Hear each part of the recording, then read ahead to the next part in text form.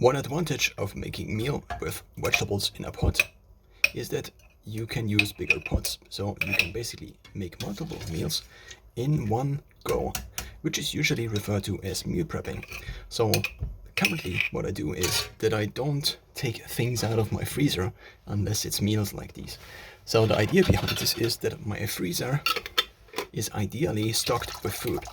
And every time I go to the grocery store, then I would have to pay attention to the discounts and so on and so forth.